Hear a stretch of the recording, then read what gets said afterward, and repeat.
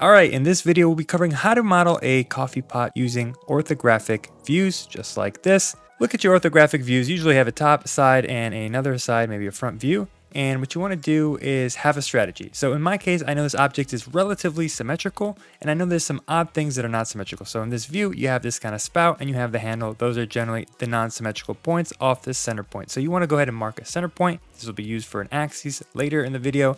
And then the spout and the side, and also the kind of top also has a non-symmetrical point to it. So again, just identify the unique aspects. And then so I'm going to pick two of the front views, and I want to find the one that's the most symmetrical, so that's going to be the one on the right. I want the most symmetrical aspect to this, so I'm just going to go cut it in half and just make it symmetrical. As soon as you trim this up, so if I go ahead and I trim these lines up, we'll notice that it's not perfect and we need to do some cleanup, right? So this is kind of like unique. I don't need it. I just want to make it symmetrical as possible. So go ahead and delete that. And then this, I'm going to abstract it. Part of when you're modeling, you got to think about abstracting what you're doing. So I'm going to use the extend command. That's just going to extend the lines out to the point that I selected. I notice I have a double line here. And then over here, there's some weird line that we need to trim up. Once you clean it up, be sure to grab these bottom lines. If you want to understand this as a separate piece, this lid to the coffee pot, you don't want to join it yet. So I'm just going to join. So these bottom pieces are connected. It says one open curve. Okay. And then these top lines, unselect that. And I'm just going to join these together so they are joined.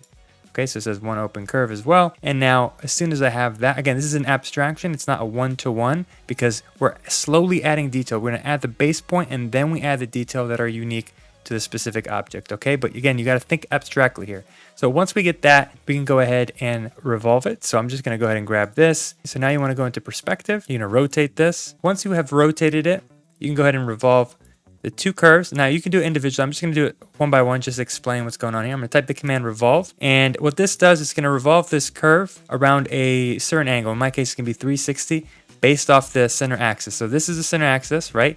It goes from bottom to the top. That lets it know that you want to rotate around that axis, right? So, and then I just pick a point. I guess the starting point is from here to here. And now you're just revolving it. So that's where the starting point shows you. And so you can kind of see that's revolving around the center axis. I'm just going to type 360 because that's what I want to do. Okay, so I'll do that again. I'm just picking, just bottom, top. And then I'm saying I'm starting from over here and then I'm rotating 360. So again, I'm just going to type it. So that is the abstracted kind of base geometry. All right.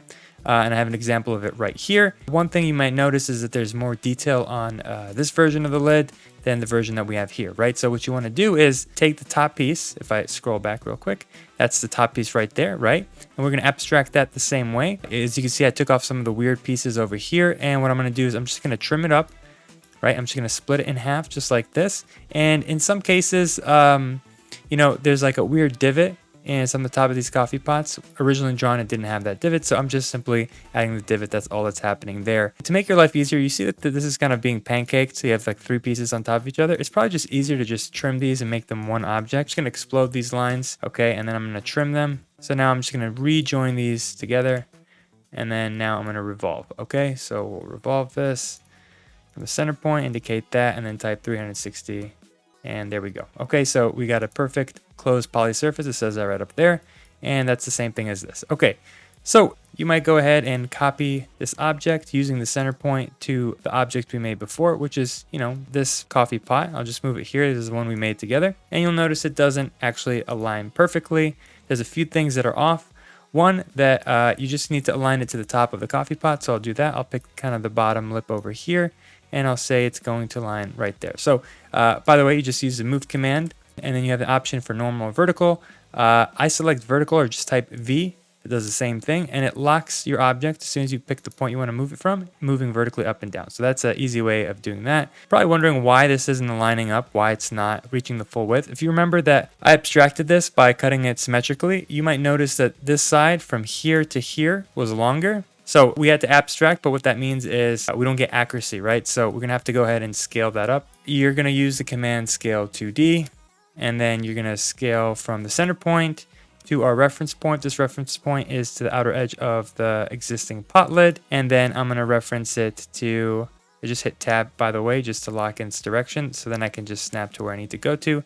And I'm going to reference it to the edge of the bottom of the coffee pot. Okay, so that will get it to be align to where I want it. That's the cover. And the next step is to add the spout, okay? There's two things you could do in either direction. You can do the handle or you could do the spout. In this case, I'm gonna model the spout. What I'm doing is I'm grabbing the piece of the spout that was drawn originally. That's this guy, okay? This thing right here. And all you need to do is just grab this guy, rotate it up, and then just try to align it with that somehow. You're gonna notice that it doesn't actually match up. So you can click F10 to edit its control points, right? So you can go ahead and grab these points, and I'm gonna slightly move it back. You can see it starts getting out of whack, but it's fine. You just go ahead and slowly move these, and it's just an approximation. The reason this isn't lining up is because, you know, some of the drawings aren't always perfect to our abstraction, right? So we end up getting these goofy things happening, and that's totally okay for these modeling exercises because it's not one-to-one. It's a level of abstraction that we're trying to get as accurate as possible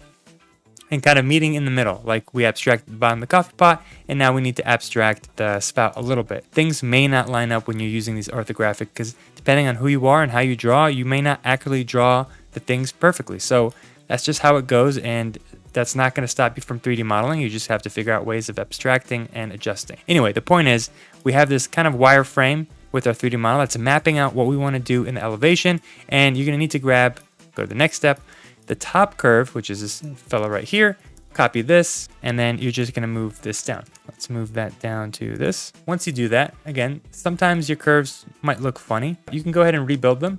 That's a nice command to do, and it allows you to rebuild the count of points on your curve. So in this case, it tells you it has 15, and you can rebuild it to 10. So I'm going to click OK. You'll notice that the curve changed. The one highlighted is the curve that we have. So you can just click these two points that are, you know, side by side or across from each other, and then click the scale button and scale it inwards. And I'm just matching up with the curve that I have already created. Okay, so that's what you do. You can see these aren't exactly perfect, but we're going to use the top view and the side view wireframe to help construct a 3D surface using a network surface command. In this case, you're going to need to build a separate curve, which is this thing right here. And that's just a trace from the bottom of this curve, which I'll explain in a second, and the top of this curve. So question is, how do you get this bottom curve? Okay, so this bottom curve is a projection of this top curve. Okay, so the way you do that is if I delete this, I can grab this curve and I can type the command project, and it's going to want to project on a surface. So you're going to have to go in the view that you want to project it from. So I can't project it from perspective. I mean, you could, but it's not going to be the right projection. You need to go to top view, find where I'm at. It's right here. I just zoom selected. Click this object, click enter, go back to perspective, and you'll notice that a few lines were created. This line right here is a line that I showed a second ago. Okay, and so that's just projected downwards. It's just a flat projection, and it's just mapping on this surface. Okay, and that's going to help us to use as a kind of a baseline for the network surface command. The question is, how do you get this curve, right? How do you get this weird curve? This is a freeform curve, and the way I was able to do it is I can go ahead and create a freeform curve or a control point curve, and I can go ahead and go from its center point. The curve we originally were referencing, the wireframe, I'm going to use that as a basis. I'm just going to go ahead and click some points, and you'll notice that it's creating my points, and I'm going to hit an endpoint. Now I'm going to delete this one as well. You'll see we have a curve like that. You just want to make sure that it's actually straight. Sometimes it doesn't come in straight depending on your references. But anyway, that's the basis of that. So if I just go ahead and delete this surface, you'll notice that the top projection line is basically intersecting this curve, right? And then the bottom projection line is also doing that. Actually, this projection line isn't actually even aligned. You can see it's slightly below, so you're gonna need to move that up. Okay, move that up, and then now you have a little bit of cleanup. You're gonna have to extract this curve. I already extracted it, but the way you can do that, let me just go delete these, is just type the command dupe edge, dupe edge, dupe edge. I should probably go to shaded mode. It's not very clear here. Okay, so now you can see stuff a little bit clearer. Click enter, join those, and now you can use that line to trim this line and then trim that small line. Okay, and then same thing over here. It might be easier to just draw a line to the center point and then extrude this down and then trim these curves. The reason I'm doing that is just to make sure 100% that it's symmetrical. So now you're going to trim this here and then here. Okay, and that's going to ensure that we have a perfectly symmetrical object. Mirror that here, and we will join these together. Okay, so those are joined. Make sure that these are two separate curves. That's a separate curve and that's a separate curve. And now you can network surface just fine. Network surface. And there we go. So this is much cleaner. There's a little bit of, hiccup here we're going to talk about. This one's a little bit cleaned up. You can notice that it's not extreme in terms of its curves. One of the things you could do is you can use extract ISO curve right here and select a surface. And then now you can start extracting lines based off the UVs. So right now my direction is U. I could switch it to V. And now I can go in this direction. So what I could do here is I can select this line right here, click enter. I'm going to go back into Arctic mode. And you'll see I've created a line. And in my case, I've already created a line before. And what you could do here is you can grab this line and you can rebuild it. Let's just say I'm going to take it down to like 4, just to make it simpler. Now what I can do is I can adjust this curvature, click F10 or get the control points, grab one of these guys, and I'm going to move it back. So I'm just going to do this. And now I'm going to go ahead and delete this. I'm going to delete that. And I'm going to delete this. This is an old reference. Don't worry about it. And so I can go ahead and mirror this new curve that I made by extracting the ISO curve. And I'm just going to mirror it symmetrically. And it should match perfectly. And it does. Okay. And now I can use multiple lines. So you need basically for a network surface, you need a bottom and top line. Right. And then you need lines that are the verticals to those horizontal. The bottom and top are horizontals in that case. And you can use multiple lines. So in this case, this basically draws it up. Network surface. Yeah, there we go. You can see now the curvature is slightly different and it's following the new curve that I made. So maybe you network surface with just this line, the bottom line, the top line, and the center curve line, and you don't like it.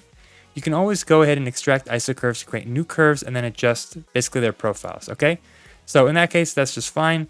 I can go ahead and I'm just going to hide this top lid. And what I'm going to do is I'm going to try to trim this. Try to trim the coffee pot using this new surface. So I'm going to trim this and you might notice that it doesn't work. Okay, so in this case, I can slightly push it in because there's some weird, intersection issues. I can do that and that works just fine. But then, this thing's sticking out a little bit. I can go ahead and trim that piece. Okay, and then now it's fully flush. Okay, so hopefully that makes sense. All right, so that's perfectly fine. And now you can go ahead and grab this. Join them together. I'll go back to shaded. And now what you can do is offset surface this. Click the object so the arrows are pointing inwards. And now 1/16 is selected. Click OK. And now it's fully offset together, including this spout. Okay, so that's how you do it. Pretty much you end up getting something like here, which is a finished version of it with the top back on. And now this is almost done. You're just kind of missing a few things. There's some detail at the top. This is not coming out very clear. And then you're missing the handles. So let's go ahead and do that. So I have this whole kind of elaborate idea of how we can make handles in 2 different ways. Same thing's gonna happen. We're gonna look at the handle. We're gonna grab the handle piece. We're gonna find some unique elements in here. And we're gonna remove them to make this as simple as possible as a form of abstraction. Okay, so in this case, I remove the objects I don't want, this kind of weird top trigger piece, and then these lines which represent basically a grip and a radius. Okay, so what you should do is just extend these lines out. I'm going to grab this line, I'm going to grab this, and I'm going to type the command extend. And the reason I'm doing this is because I know this handle needs to cross this inner handle plate. Okay, this kind of line over here, this curve that follows the curvature of the coffee pot. Grab this, trim, right? So I'm just going to trim this, I'm going to trim that, grab these, and then join them. Okay, so now when I join them, they're closed curve just like this. Okay, same thing with the inner plate. You just need to trim that up and join it. So from here, you could do a simple offset surface. Okay, that's pretty easy. You just do offset surface. I know that it's about 1.25 inches because I measured it here off the drawing, and the radius is 1/4 inch. So now I do 1.25, that's 1.25 inches. Click OK. And so now what I'm going to do is I'm just going to move this center from the midpoint, and I'm going to move it again. Click tab to lock that direction, and I'm going to basically center it to this axis, right? Remember, this is the same axis of the coffee pot, so you want to use that. Now, this inner handle plate is not actually, I can't just extrude this or offset surface this because it's actually moving in a radial direction because it's oriented around the coffee pot. So all I need to do is just use the revolve command off this center axis. Again, you can't just pick something over here because that'd be its center. The center is around the center of the coffee pot because it's revolving around the width of the coffee pot, the diameter. So pick my axes, 360 this, click OK. And so now it kind of looks like the coffee pot again, but we're going to go ahead and trim the edges of this based off the edge of the handle. So what that means is I can grab a line, I'm going to extend a line generically this way, and I'm going to extrude this up. And then I'm going to go ahead and mirror this over. And so now it's 2 planes on the width of this handle. I'm going to grab the inner handle and I'm going to type Boolean split. and then grab the two planes, click enter, and I can go ahead and delete these. And if I delete the two planes, you'll see that there's inner curve handle piece. I'm gonna delete that, that's not needed. And then you just need to do a little bit of cleanup, okay? So go back to shaded view so it's clear. You'll notice that there's a few intersections. If you go ahead and grab this larger handle piece and Boolean split with the inner handle piece, click OK, and you're gonna see you have this piece to delete. There's also an intersection piece, this one right here. You gotta be sure to grab that. This piece is just kind of the two pieces that are inside, because there's an intersection, it cut twice, okay? So you have something like this, and then all you need to do is fillet this edge. So you type the command fillet edge is 0.25 of an inch. There we go, that seems better, and that's right. This is the type of handle that the same uniform width from the bottom to the top of the curve, but what if you had a handle that tapered, right? You'd probably need a different solution. So what you're gonna do is you're gonna create a sweep using this curve, this outer curve, based off this geometry. This works the best, and you're gonna create two section profiles. One that is wider than the other. So you can see this one is not as wide as the bottom piece. So what you do is grab the curve, type sweep 1, and you select the one section profile in the second, click OK, and you might notice that there's some weird intersection happening here. So if I go back to Arctic mode, you'll notice that there's a weird geometry that shouldn't be there. That there's a weird kind of intersection. That sometimes happens when this curve is way too intense for the curve to just naturally transition. But what you'll notice that there is a taper, right? It goes from this width to that width, and you can insert as many section profiles as you like. In this case, I only had 2. And sometimes that can help the transition. But in this case, I'm going to figure out how to do that in a different way. So I'm just going to sweep using one profile, which is the shorter one. Make sure that works so there's no weird intersection. Okay, I'm going to go ahead and grab this object. I'm going to type cap. And then I'm going to go back to shaded mode. And I'm going to select this face by Control-Shift left clicking.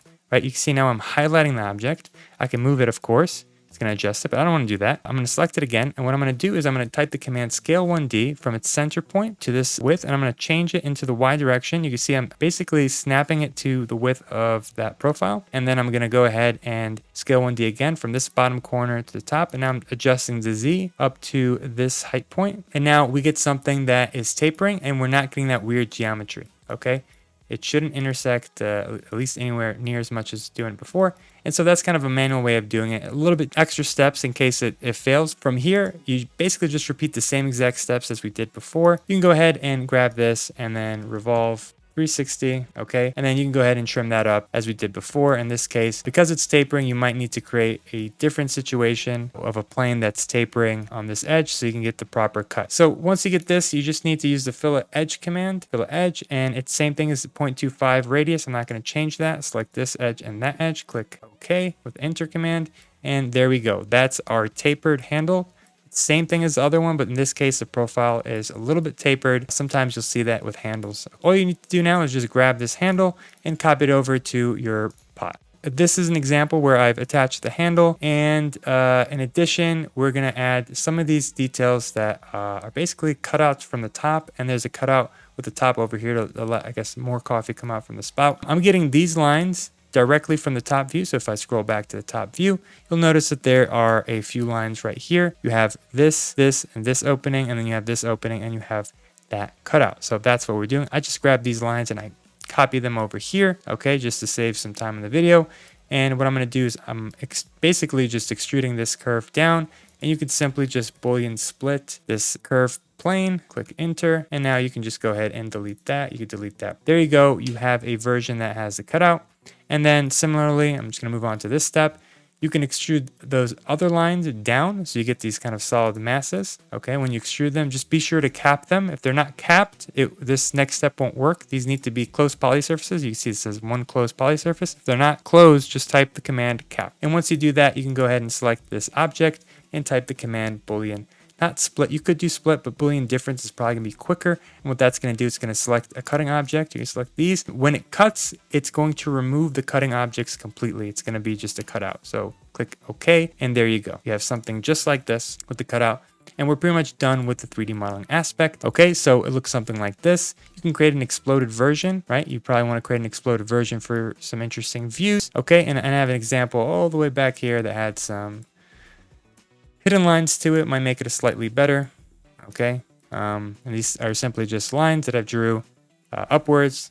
Type the command line and type the command V to create a vertical line, and then you could just line this up to where you want it, and go ahead and put this on a layer that has a line type that's dashed. In this case, I'm just going to manually do it in the dash, but you should always use layers to do that. Okay, and that's what that is. And so from here, you can go to Arctic mode. You can go to your display. If you don't see this display window, you can just go ahead and type display. Okay, and then this window will pop up. It'll probably pop up something like this. And you could just dock it to your display, to your properties window over here. And so once you do that, you can change your Arctic View display mode. You probably want to move this to white or something. That's probably the best. And then what you want to do, I'm just going to go ahead and isolate this. And then you're going to type ZS, so you're centered. From here, you probably want to create a orthographic or isometric in this case. So we're going isometric, we'll go northeast or something like that. Go to our object. That's a horizon line that I was discussing. So once you go to parallel mode, it starts to show up. But in this case, it's not showing up. If it does show up and causing problems, you usually just draw a plane, right? If you just draw a plane like this, and then you just move it down, it's going to move the horizon plane. So just kind of be aware of that. Hopefully you don't have to deal with that. So from here, you have a isometric view. It's parallel, okay? And you can always go ahead and go to set view, named view to save this view. I can go ahead and save this as view ISO 1, click OK. And so now if I go ahead and move this, you'll see there's a star. That means that you're out of sync. I could just come down here and say, go to ISO or view ISO 1. You'll see that now shows up under named views. Click that and it aligns it up again. So that's a nice, neat trick. And then you could just go ahead and display, or sorry, not display, view capture to file. Okay, not clipboard to file. And then you don't need to turn on transparent backgrounds. You want to change your resolution from viewport. Yours is going to be by default viewport. You want to change that to 32 by 2400 and then click OK. Okay, so I'm going to name it just anything, call it 1. And then you'll come back to a top view or something. And then you'll type the command picture frame, click that 1, and then you just drag it. And there you go. Okay, so you got it into your file. We'll create a new layout view.